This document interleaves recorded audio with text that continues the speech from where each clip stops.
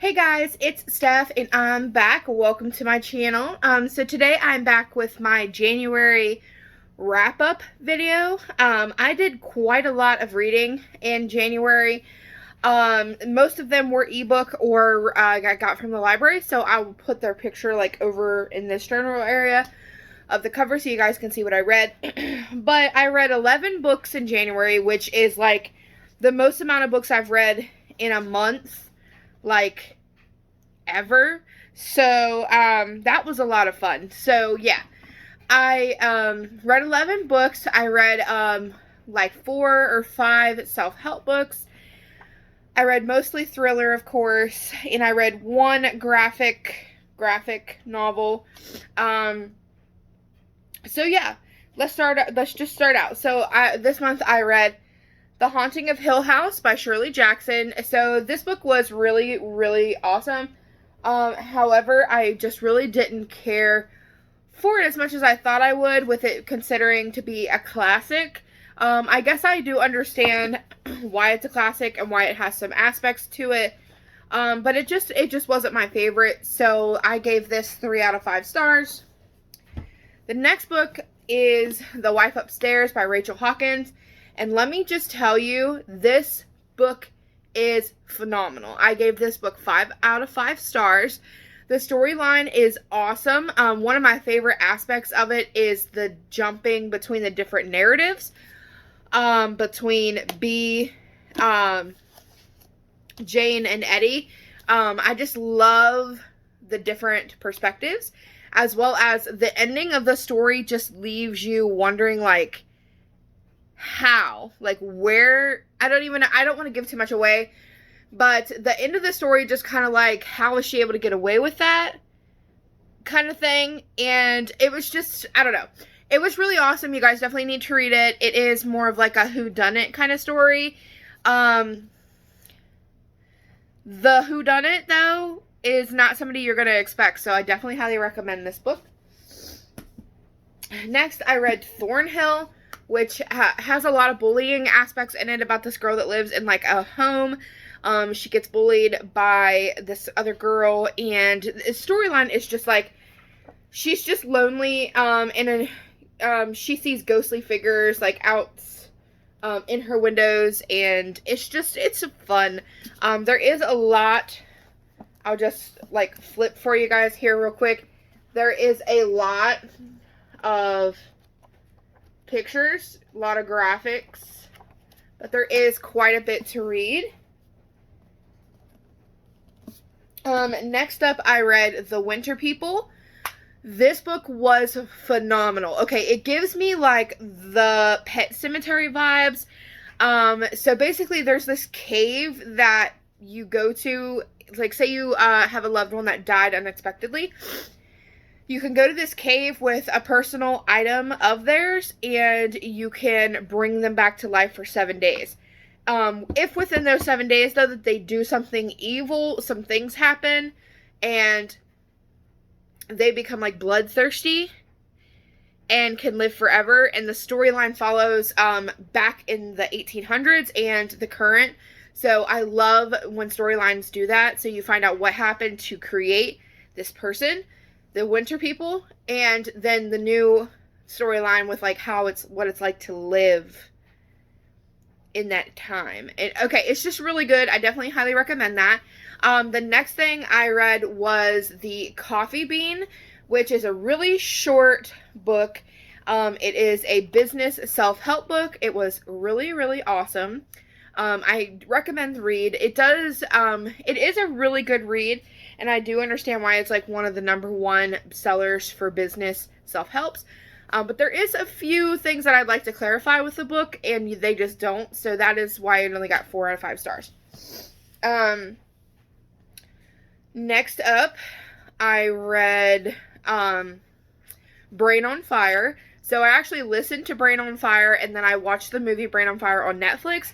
It is so well written. It is a nonfiction memoir kind of book about how her body, her immune system, started attacking her brain and caused her to lose like motor skills and caused her to act crazy in people's words, crazy, but it was just so great. And if you watch the movie with it, it pairs so well together. I love how descriptive she is about how, like, what the brain biopsy was like and what it was like to recuperate from that. And I like how she talks about how she felt being, like, restrained to these beds and waking up not knowing who you were really and who this person was beside you, but you were restrained to the bed. It's just really well written, and I definitely highly recommend you guys read it. If you haven't already, it is a really good book. Hey guys, sorry about that. Something happened with my camera. But anyways, next up that I read was The Whisper Man by Alex North. So, this book was interesting. I heard great things about it, and I heard really crappy things about it. So, I went into the book not really expecting much, and I'm glad I did, because the storyline and the plot it's so slow. Reading it, I got bored. Hearing it, because I was listening to it and reading it, the storyline is just so slow. Yes, it's creepy, it's eerie, like people think it is. It's just not what I expected. I thought it was going to be, like, really scary and, like, really fast-paced, action-packed kind of book, and it's just not. It's kind of, honestly, it's kind of a boring read. So I did end up finishing the book, but I tell you what, I had to force myself to read it, and it kind of put me into a little bit of a reading slump for that couple days after reading it, because it was just really, really not great. So I rated it 2 out of 5 stars, only because the detective narrative is very boring. The entire lead up to the, Whisper Man end of the story is just so drawn out. It is very detailed, so I do applaud the author for doing that, giving us a lot of background details to really have us feel the aesthetic of the book, but it's just very slow to read. So, because of that, I can't really recommend you reading it. However, if this is something you like to, you like slow burn kind of books, then this is for you. The next one I read was Blanky by Keelan Patrick Burke, I think is his name. This book it's a small short story, and it was crazy good. Like, I rated it 5 out of 5 stars. The entire story, reading it, it just kept me on the edge of my seat. It was one of those books where you read it, and it's like there's a noise upstairs, but nobody's upstairs. There is a phenomenon happen. There is an inanimate object that is malevolent. So, it's just really, really good. The main character loses his wife and his daughter. But at the end of the book, you realize that they believe that he had, like, done it. I'm not giving away too much, because it's not really, by me telling you that they believe he did it, it's not giving anything away. But they believe at the end of the book that he had done it, and because he doesn't remember things as much, he believes that he could have done it.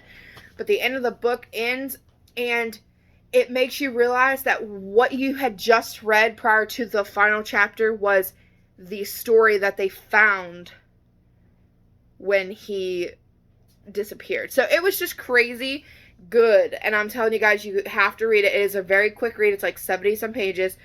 Definitely recommend. So then I read a self-help book called How to Break Up with Your Phone.